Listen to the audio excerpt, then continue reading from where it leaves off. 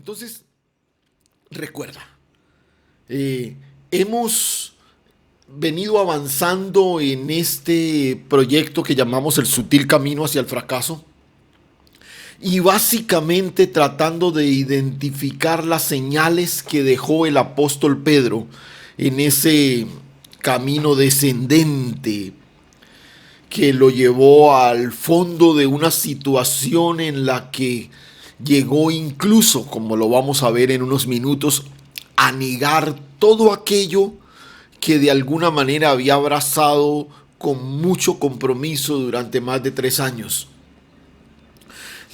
La idea es que el Señor nos dé la sabiduría para poder apreciar en las pisadas de Pedro aquel camino que debemos evitar. Aquellas señales que una vez las identifiquemos, estamos llamados a apartarnos, a correr otra vez al Señor, a abrazarnos a su gracia y a su misericordia. Pero hoy, repito, la idea hoy es cerrar esta serie de enseñanzas bajo este tema, pero quiero tomarme unos minutos para que repasemos rápidamente el recorrido que hemos venido llevando hasta este punto. Entonces, miremos rápidamente, porque hemos identificado hasta aquí 7 señales. De alguna manera 7 estaciones que el apóstol Pablo transitó. Primero dijimos, caminamos por la ruta hacia el fracaso. Y la primera cosa que dijimos es cuando quitamos la mirada del Señor. Cuando quitamos la mirada del Señor. La primera cosa que el Señor le advierte a Pedro es que está poniendo la mira en las cosas de los hombres y la ha apartado de las cosas de Dios. Y ya empezamos a mirar una de esas señales sutiles, sí, pero que de alguna forma podemos identificar. Una segunda señal que vimos es que vamos por esa ruta hacia el fracaso cuando alteramos, cuando distorsionamos, cuando empañamos el propósito de la revelación. Yo no puedo acercarme a la revelación para buscar lo que yo quiero, sino para reconocer lo que Dios me dice y responder a ello en obediencia. Esa relación con la palabra revelada de alguna manera evidencia que hay algo que se está dando en nosotros ya. Un tercer aspecto que vimos es que caminamos por esa ruta cuando desarrollamos, cuando tenemos demasiada confianza en nosotros mismos. Dijimos que la fuente de nuestra confianza es el Señor, que dependemos de Él, que de alguna forma es en Él que nosotros somos fortalecidos, establecidos, descansamos en Él. No es en nuestra fortaleza, no es en nuestros logros. Entonces, la autoconfianza resulta uno de esas señales evidentes, y sobre todo cuando tú y yo pensamos que eso que le pasa a otros no nos puede pasar a nosotros. Yo no te dejaré, todos los demás podrán hacerlo, pero yo no. Un cuarto aspecto que vimos, y yo les mencionaba que probablemente es el más fácil de identificar, y es cuando descuidamos nuestra vida de oración. Cuando descuidamos nuestra vida de oración en el momento clave de la lucha del Señor en su humanidad, trata de llevar a los discípulos a compartir con Él esa lucha, pero ellos finalmente toman el camino del sueño, descuidan ese llamado a la oración y por eso no estuvieron listos cuando la situación se manifestó.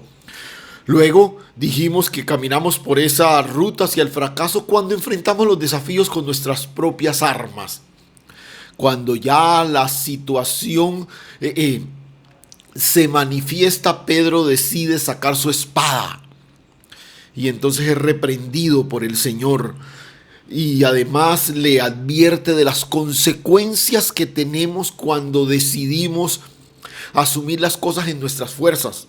Podemos lograrlo, podemos hacerlo, podemos alcanzar ciertas cosas en nuestras fuerzas, pero ojo, asumiremos las consecuencias de tener el control y no depender de él. El que toma el que toma la espada, a espada perecerá. Fue lo que el Señor le advirtió a Pedro. Un sexto momento en ese camino, en esa ruta resbalosa hacia la decadencia espiritual, es cuando comenzamos a seguir al Señor de lejos.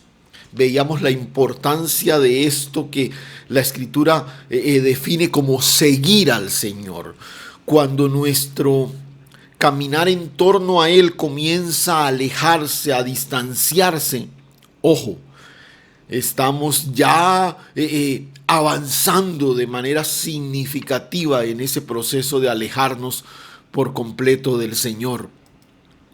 Y la semana pasada veíamos que caminamos por las rutas del fracaso cuando olvidamos nuestra posición. Cuando olvidamos nuestra posición. Cuando de alguna manera rompemos la comunión espiritual con el cuerpo, ¿no? Y Pedro se olvida de quién es y a dónde pertenece. Y entonces viene el desenlace doloroso de lo que vamos a mirar en la noche de hoy. Entonces, hasta aquí hemos tratado de observar una ruta, y si usted ha tenido la suficiente sensibilidad de dejarse guiar por el Espíritu, probablemente ha identificado en alguna de esas señales situaciones que quizás usted ha venido permitiendo, ha venido sutilmente abrazando, posturas que ha venido tomando, y que lo único que el Señor quiere decirnos a través de su palabra es: ojo, quizás no te has percatado, pero estás en una ruta descendente que puede traer consecuencias más significativas más adelante. Y en la noche de hoy quiero que nos ubiquemos ahí en Mateo capítulo 26. Mateo capítulo 26. Y vamos a mirar este aspecto final. Vamos a identificar esta última señal que ya se constituye, por usar una expresión bastante coloquial, el momento en que Pedro toca fondo. Llega allí a la base del lugar en el que va cayendo, ¿cierto? Llega allá al fondo de la cueva a la que va descendiendo. Caminamos por la ruta hacia el fracaso. Escucha, cuando negamos nuestras convicciones. Cuando negamos nuestras convicciones. Estamos ahora en el punto en el que Pedro, a pesar de haber sido o haber mostrado en este proceso un exceso de confianza en sí mismo, el tipo sobrador, el que no se arruga ante nada, ahora lo vemos negando las situaciones más evidentes, más claras, que son incluso reconocibles por las personas que están a su alrededor.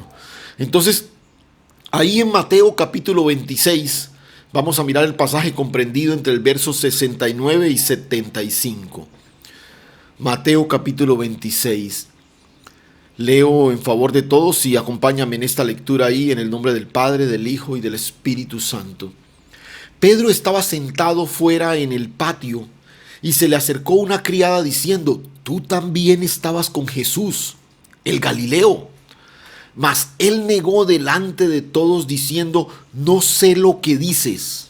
Escuchen, no sé lo que dices. Saliendo él a la puerta vio otra y dijo a los que estaban allí: también este estaba con Jesús, el Nazareno. Pero él negó otra vez con juramento: no conozco al hombre. Un poco después, acercándose los que allí estaban, dijeron a Pedro: verdaderamente también tú eres de ellos, porque aún tu manera de hablar te descubre. Entonces él comenzó a maldecir y a jurar: no conozco al hombre. Y enseguida cantó el gallo. Entonces Pedro se acordó de las palabras de Jesús, que le había dicho: antes que cante el gallo, me negarás 3 veces. Y saliendo fuera, lloró amargamente. Lloró amargamente. Y observa, por favor, y bueno, si has venido siguiendo todo el proceso, ya esta es una historia bastante conocida, sabemos lo que ocurrió, pero quiero que observes que bastó el sencillo comentario de una sirvienta para que este valiente servidor negara al que había prometido seguir e incluso defender con su propia vida. Pero por favor, no es el simple comentario o insinuación de una mujer. No, no, no, no. Si tú observas, ha sido todo un proceso que se ha venido desarrollando hasta aquí, del que Pedro no ha tenido la sensibilidad espiritual para identificar. Pedro había olvidado su posición. Pero es curioso, su vida mostraba por todos lados la marca de la presencia de Dios con él. Incluso las personas que están a su alrededor lo identifican. Tú eres uno de ellos, tú estabas con ellos, tú hablas como ellos. Pero Pedro le negó todo eso que, repito, hasta los demás podían reconocer. Pedro lo negó, lo negó. Y uno se pregunta, ¿cómo alguien que hace solo unas horas estaba dispuesto a entregar su vida por Jesús, ahora sencillamente le niega?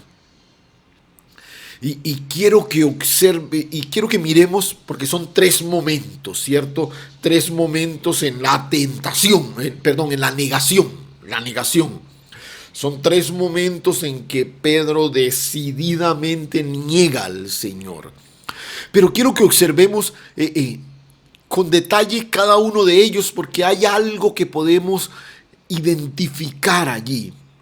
Nota, en este primer momento, esta criada se le acerca y sencillamente le dice: tú también estabas con Jesús.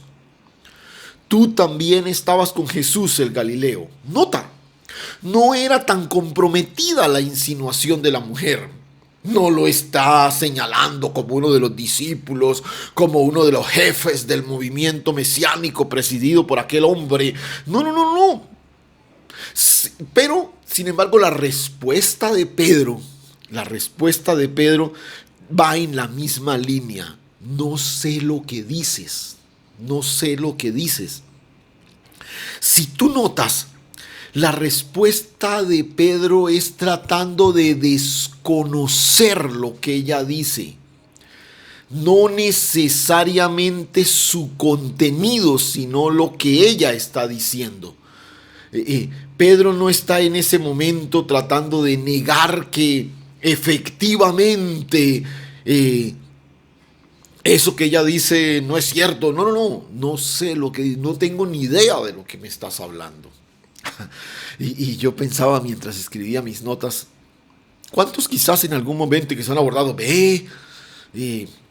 Yo te vi el otro día entrando a la iglesia, o me enteré, te vi por ahí no, sí, yo acompaño a mi esposa. No, es que ella es la que le gusta eso. No, es que yo... Y nota, como que a estas alturas Pedro no hace una negación contundente, pero tampoco desmiente a la mujer. Ahí está todavía ahí, no tengo ni idea de lo que me estás hablando. No te escuché bien. No, sí, yo a veces acompaño a mi esposa. A mí a veces me llama la atención, ella es la que es como fanática de eso. O no, a veces vamos porque es que a los chicos les gusta. Y no tenemos esa postura de abrazar decididamente nuestra posición como hijos, o sencillamente negar y decir, no, yo no tengo ninguna identificación con él. Y Pedro está ahí, en este punto primero de la negación, porque aún la negación misma se da como en tres momentos, ¿no? Pero el segundo desafío que Pedro enfrenta ahora es grupal. Saliendo él a la puerta, le vio otra y le dijo, y dijo a los que estaban allí. Ahora no es una mujer que se le acerca. Sí, él está ahí, ella va hasta donde él está y le dice, ve, tú eres como de ellos. Ahora es una mujer que lo ve y le dice a todos los que están ahí, llama la atención de todos los que están ahí. Pedro de alguna manera es desafiado ahora a dar testimonio de su posición en Cristo a a todo un grupo que se encuentra ahí. También este estaba con Jesús el Nazareno. Y seguramente lo señaló. Y seguramente llamó la atención de los que estaban ahí hacia la humanidad de Pedro. Pero él negó otra vez. Y ahora le añade algo más. Con juramento. No conozco a ese hombre. ¿Qué expresión usaría? Si estuviéramos en nuestro tiempo nos diría, seguramente el tipo dijo, no, mire, por mi madrecita santa que yo no conozco a ese tipo, qué sé yo, que la manera, no sé, si uno piensa, un judío trata de no jurar por Dios, pero cuando compromete el nombre de Dios está casi diciéndole a los que están a su alrededor, mira, esto es completamente cierto. ¿Qué expresión usaría Pedro para jurar que no le conocía? Y ahora es encerrado por la mirada de un colectivo. Pedro hace referencia directa a Jesús. Y quiero que notes el proceso de la negación. Primero Pedro le dice a la mujer, no sé de qué me estás hablando. No sé lo que tú estás diciendo. Pero ahora sí hace una referencia directa al Señor. No conozco al hombre. Ustedes me están hablando de Jesús. Yo a ese Señor no lo conozco. No puede pasar desapercibido. La gente lo nota. Pero Pedro decide mencionar que no lo conoce. No lo conoce. Y observa, por favor, no pierdas el proceso. Negó lo que ella dijo. Ahora está negando su relación con Jesús. Yo no conozco a ese tipo. Pero digamos que en un tercer momento de ese proceso de negación, podemos ver ahora que es un grupo en pleno el que lo confronta. Ya no es una mujer que llama la atención del grupo, sino un grupo en pleno el que lo confronta. Un poco después, acercándose, los que por allí estaban dijeron a Pedro, los que por allí estaban. Parece que el llamado de atención de la mujer hizo que muchas miradas se focalizaran en Pedro y ahora lo están observando, lo están viendo y entonces se le acercan y nota la expresión, verdaderamente también tú eres de ellos, porque aún tu manera de hablar te descubre. Ya no son insinuaciones, ya no son suposiciones, la expresión es verdaderamente. Esta expresión le da a la declaración de este grupo un señalamiento mucho más directo. Ellos están hablando o llaman la atención sobre su manera de hablar, porque aún tu manera de hablar te descubre. Y esto es bien interesante. Porque Pedro es descubierto por su manera de hablar. Entonces decide cambiarla radicalmente. Y mira el verso 74. Entonces él comenzó a maldecir y a jurar. No conozco al hombre. No conozco al hombre. ¿Qué diría qué expresiones maledicientes, diría Pedro, está siendo reconocido por su forma de hablar y ahora decide cambiarla de manera radical. Qué interesante y relevante resulta este detalle del habla. Ojo, y veíamos en la charla anterior cuando decidimos participar de esas conversaciones al fuego, al calor de los conglomerados paganos. Estamos metiéndonos en un terreno peligroso y comprometiendo una de las señales más evidentes que los hijos de Dios tenemos, y es nuestra manera de hablar. Estos hombres están asegurando que Pedro es de los de Jesús por su forma de hablar. Y el discípulo lo sabe. Pedro sabe que su forma de hablar es determinante y por eso la cambia. Por eso maldice, por eso jura, por eso hace una cantidad de expresiones que de manera linda la Escritura guarda en el baúl de los secretos. Qué fundamental resulta la manera como hablamos. Todo en Pedro parece ir de picada. Una negación a lo que otra persona dice, una negación a la persona misma de Jesús, y ahora a eso le suma juramento y maldiciones que, vuelvo y digo, gracias a Dios no quedaron registradas ahí. Pero la negación es el punto clave en esta última estación hacia ese camino de decadencia espiritual. Este es el fondo al que Pedro llega. El hombre que dejó todo por el Señor ahora ni siquiera admite que lo conoce. 3 años atrás Pedro había abandonado las barcas y las redes y había dejado todo para irse detrás del proyecto del Señor. Ahora está en el momento clave para lo cual fue preparado durante todo ese tiempo y da la espalda y niega al Señor. Y enseguida, mientras él todavía hablaba, el gallo cantó, como si Jesús estuviera diciéndole: cállate ya, Pedro. No sigas hablando.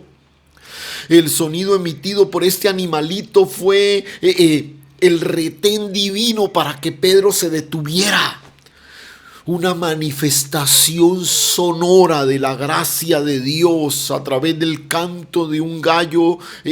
Silenciaron sus labios en ese camino descendente en el que estaba y que iba en picada de manera estrepitosa. Lucas incluso nos menciona que cuando él reconoce el canto del gallo, dice que vuelto el Señor miró a Pedro. Recuerda que allí en el patio donde están, ellos tienen contacto visual, que fue una de las alternativas que Pedro tuvo al entrar al patio, tratar de acercarse a Jesús. Pero Pedro se mantuvo en la fogata de los impíos. Y ahora cuando el gallo suena, es inevitable que la mirada de estos dos hombres se cruce. Puedes imaginarte la impresión de Pedro en su alma cuando sus ojos reconocieron la mirada del Señor. Y yo pienso que esta mirada terminó desmoronándolo. Salió fuera, buscó un lugar solitario y lloró amargamente. No fue necesario que recibiera un consejo, ni una reprensión, ni un llamado de atención. El vaso se rompió completamente, dejando salir, derramando ese llanto amargo represado en el alma del discípulo. El alma del discípulo en lágrimas.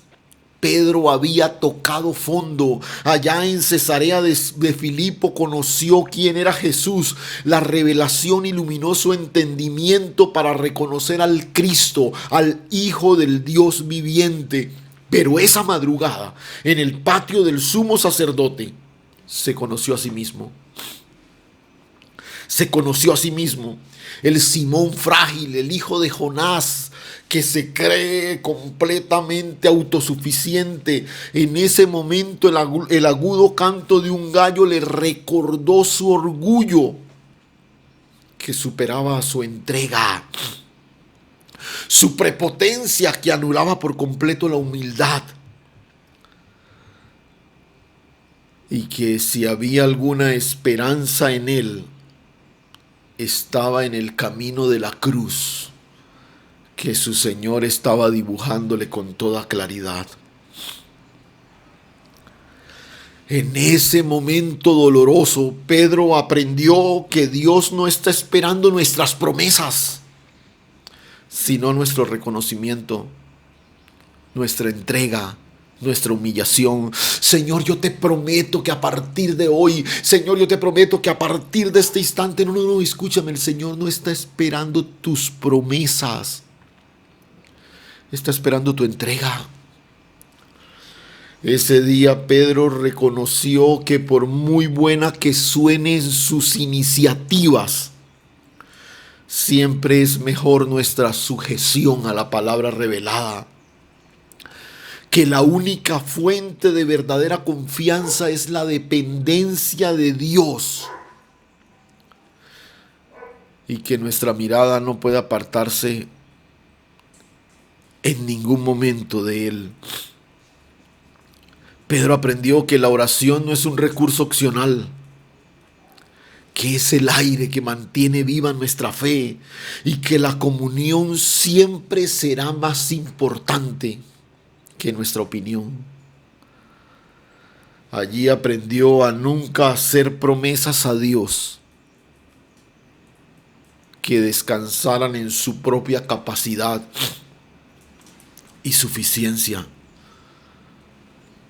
Bañado en las lágrimas de su frustración y sacudido por su culpa, quizás, ya que es un hombre conocedor de la palabra, quizás recordó, vino a su mente la oración de Job. He aquí que yo soy vil. ¿Qué te responderé? Mi mano pongo sobre mi boca. Una vez hablé, mas no responderé, y aún 2 veces más no volveré a hablar. Pedro está ahí, en medio de la frustración y el dolor de su fracaso.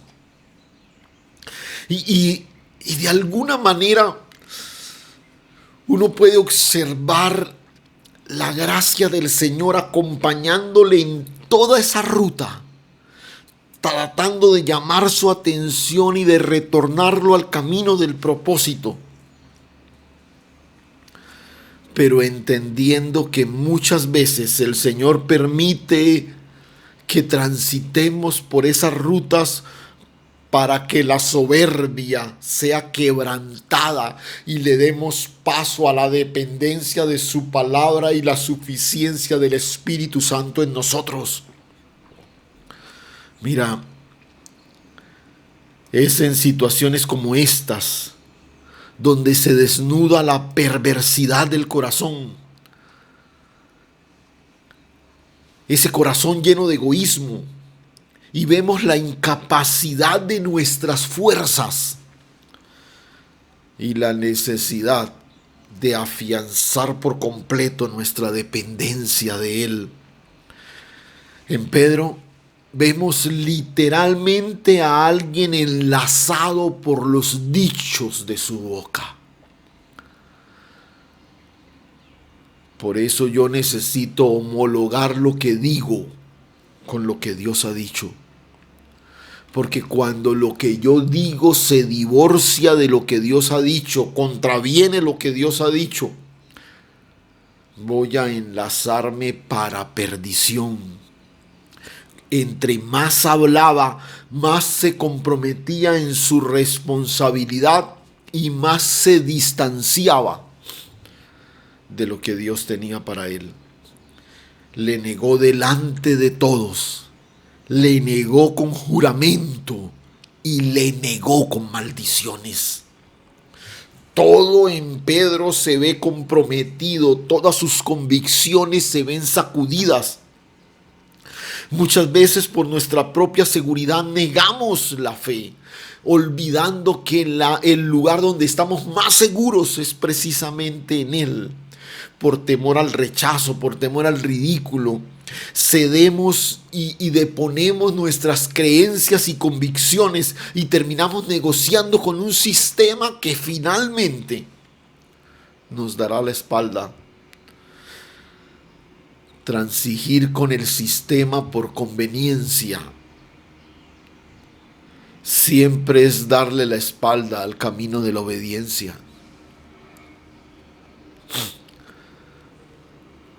Pedro está sufriendo las consecuencias de seguir al Señor de lejos. En este momento todo el dolor de su corazón se evidencia a través de ese amargo llanto. Pero el desafío para nosotros a través de la palabra lo resume el escritor de Hebreos cuando declara que nosotros no somos de los que retroceden, sino de los que avanzan para bendición. Escucha, no perdáis pues vuestra confianza, que tiene grande galardón, porque os es necesaria la paciencia para que, habiendo hecho la voluntad de Dios, hoy obtengáis la promesa. Porque aún un poco y el que ha de venir vendrá y no tardará, mas el justo vivirá por fe. Y si retrocede, no agradará a mi alma. Si retrocede, no agradará a mi alma. Esta enseñanza nos la ha regalado el Señor para que entendamos que no estamos llamados a volver atrás, sino a avanzar hacia el premio del supremo llamamiento. Y mira como lo dice el verso 39, pero nosotros no somos de los que retroceden para perdición, sino de los que tienen fe para preservación del alma. ¿Cuántos son de los que tienen fe para preservación? Gloria a Dios. ¿Cuántos son de los que no retroceden para perdición? Ese es el llamado de esta palabra. Y no es una serie de enseñanzas para tratar de despertar empatía y lástima por la humanidad de Pedro. No. Esta es una palabra para entender que el llamado de nosotros al mirar un ejemplo como estos es entender que no somos de los que retroceden para perdición, que estamos llamados como el justo a vivir por fe, porque eso es lo que somos. Esa es nuestra posición. Pero es muy interesante y quiero tomar los minutos finales, porque no quiero cerrar nuestra reflexión aquí en este punto. Si bien es cierto todo este camino en el que hemos identificado 8 estaciones claramente percibibles,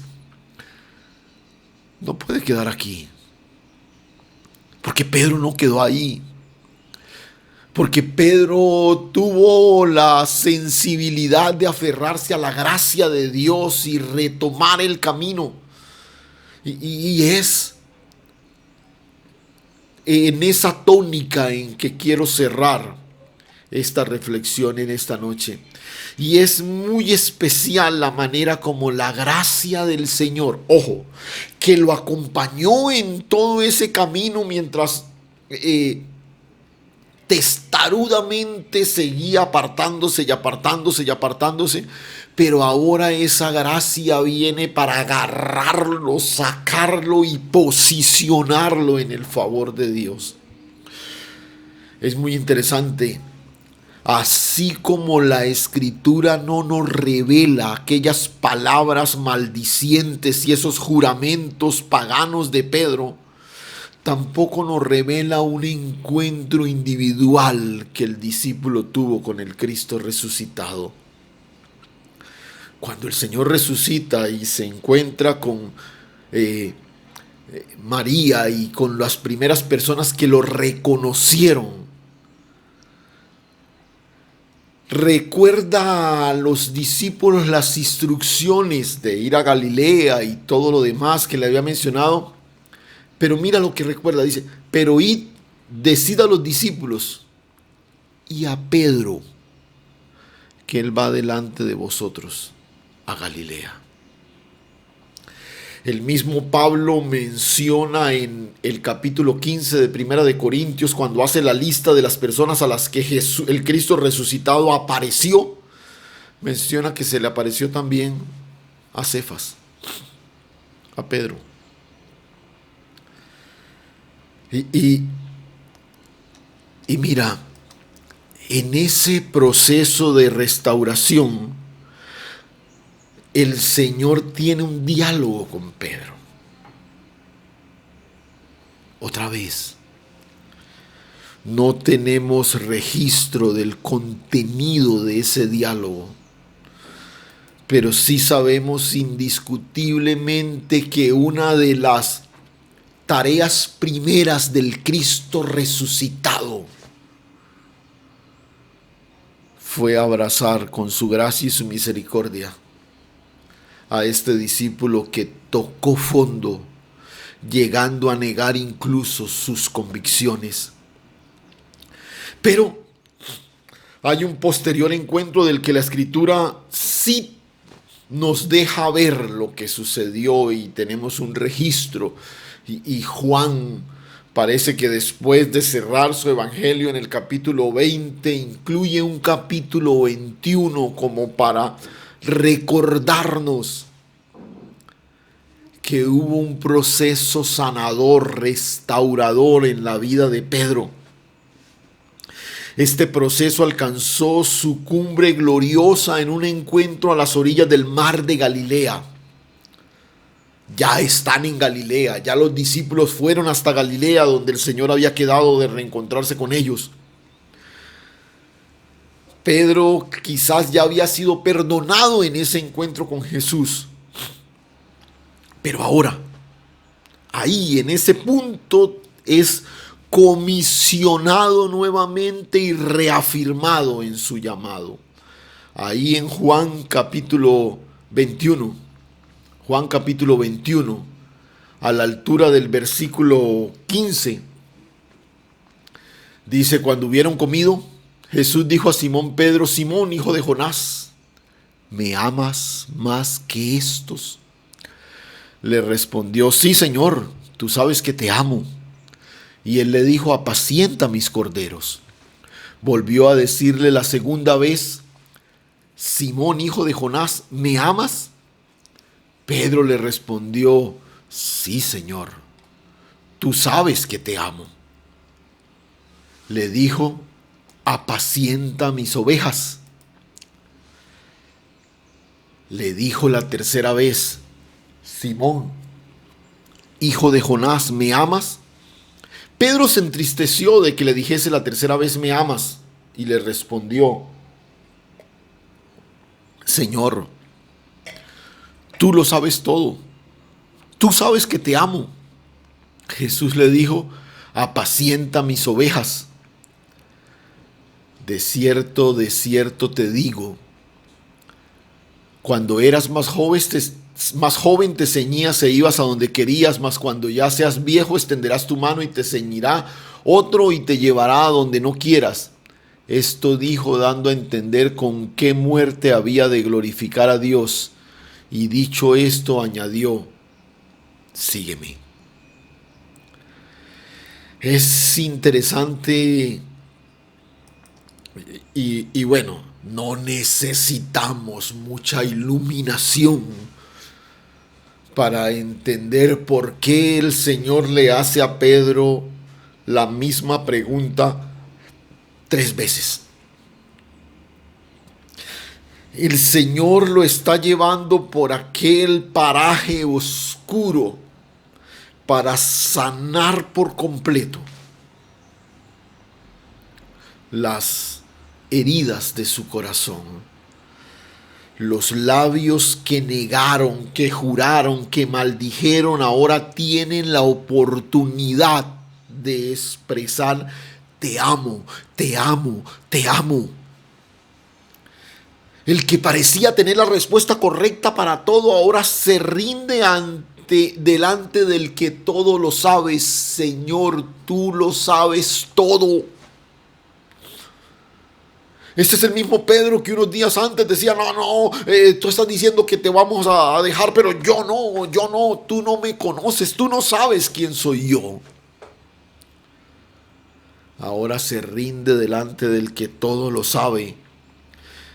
Y en este proceso hermoso de restauración, después de comisionarlo en 3 ocasiones con una simple invitación de apacentar y pastorear sus ovejas, el Señor termina llamándole nuevamente con la misma expresión de 3 años atrás. Habiendo dicho esto, añadió: sígueme. Cualquiera diría: pero Pedro lleva más de 3 años siguiendo al Señor. No. En el último trayecto de su peregrinar, Pedro se había apartado diametralmente y no solamente estaba siguiendo al Señor de lejos, sino que había terminado comprometiendo incluso sus convicciones. Sígueme. Yo creo que esa expresión volvió a sonar como un bálsamo en el corazón herido de Pedro. Y podemos ver que efectivamente agarró el testimonio y decididamente caminó detrás de su Señor hasta su muerte. Más tarde lo apreciamos en el libro de Hechos. Vemos otra vez a Pedro, ahora lleno del Espíritu Santo de Dios, predicando con poder y con autoridad, sanando enfermos, confrontando a multitudes con el mensaje de la gracia, confrontando a las autoridades religiosas, reprendiendo a los infieles, asumiendo el sufrimiento con gozo, con alegría, incluso abriendo las puertas del Evangelio para el mundo gentil en su encuentro allá con Cornelio. Pedro, el Pedro de la autosuficiencia, ahora es el Pedro quebrantado, que incluso acepta cuando es reprendido por Pablo, y que incluso reconoce que en Pablo hay una unción especial de Dios y una revelación que termina siendo hasta complicada de entender. Pedro incluso cuando narra su episodio con Cornelio menciona: yo era de los que estorbaba al Señor. Aún en ese día Pedro lucha cuando el Señor lo invita a llevar la palabra a los gentiles y se resiste. Recuerda aquella visión del lienzo con los animales impuros y todo esto. ¿Quién era yo para estorbar al Señor?, declara ahí en el capítulo 11 de Hechos. Ese débil y deforme Simón, hijo de Jonás, ahora está convertido en Cefas, la piedra viva del edificio que Dios está levantando.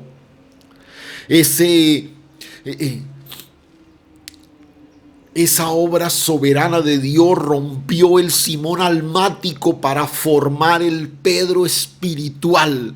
De las cenizas de la negación, del llanto amargo del fracaso, Dios lo restauró para establecerlo en la gloria del Pentecostés y alcanzar a miles de personas para el reino de los cielos.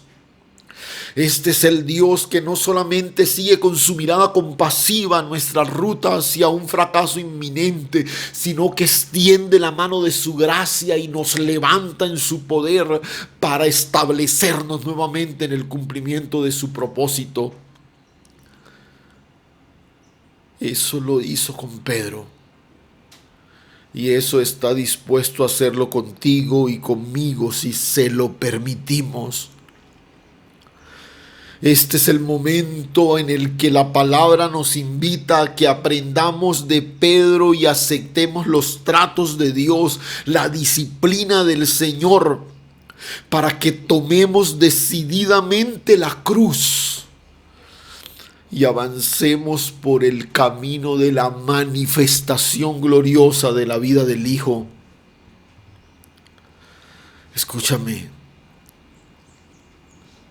Este es el momento de aceptar la derrota del yo, la muerte al impulso natural y vivir en Cristo y por Cristo para la manifestación de su gloria y en una dependencia absoluta de su Espíritu Santo. Ese es el llamado de la palabra hoy. El camino que Dios tiene para ti hoy es aquel que transitó su Hijo amado, el camino de la cruz. El camino de la cruz. Es solo en esa ruta que seremos vasijas de honra en las manos del Señor, bendición para la iglesia, restauración para los que están a nuestro alrededor, instrumentos de gloria para nuestras familias y piedras vivas en el proceso glorioso de la edificación de su reino. Sígueme, te dice el Señor. Y tú dirás, pero pastor, yo hace ya muchos años le respondí sí al Señor, pero el llamado ahora es para aquellos que probablemente en forma sutil han tomado el camino de apartarse del Señor. Y ahora Él vuelve a la playa de tu frustración para decirte, toma mi mano y sígueme.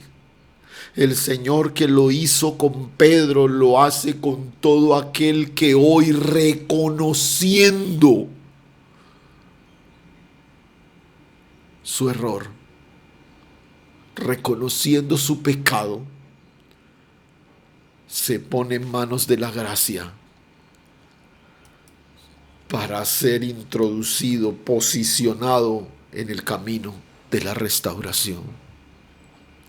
Cierra tus ojos un momento. Padre, gracias, Señor. Gracias por regalarnos a través de este recorrido una radiografía clara de lo que muchas veces nosotros abrazamos en forma sutil. Y sin darnos cuenta estamos peligrosamente apartándonos del fuego del Espíritu para calentarnos en fuegos paganos que pueden llevarnos a momentos oscuros y dolorosos, Señor. Señor, perdónanos. Perdónanos, oh Dios, cuando hemos quitado nuestra mirada de ti. Perdónanos, Señor, cuando en algún momento hemos tratado de usar la palabra para buscar lo que yo quiero o confirmar lo que yo pienso. Perdónanos cuando a través de esa pecaminosa autosuficiencia, Señor, hemos llegado a pensar que no nos sucederá lo que probablemente le ha pasado o dolorosamente le ha pasado a otros. Perdónanos, Señor, cuando en medio de los agites, en medio de nuestras agendas descuidamos nuestra vida de oración. Cuando hemos tratado de enfrentar los conflictos con nuestras propias armas y sin darnos cuenta hemos comenzado a seguirte, pero a la distancia, de lejos, desconociendo nuestra posición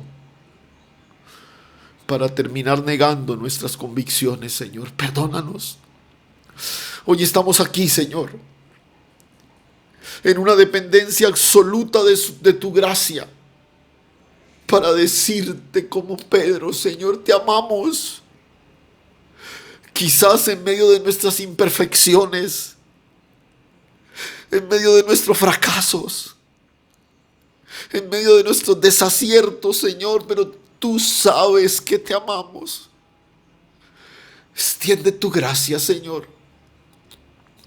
Restáuranos, levántanos, Y permítenos, Señor, ser los instrumentos que tú quieres usar para la manifestación gloriosa de tu propósito en este tiempo, Señor. Que podamos ser el Pedro del Pentecostés. Que podamos ser los discípulos que se levantan frente a la religiosidad de esta época, frente al paganismo del sistema, y podamos manifestar con claridad diáfana la vida gloriosa del Cristo que nos habita. Gracias, Señor. Gracias, Dios.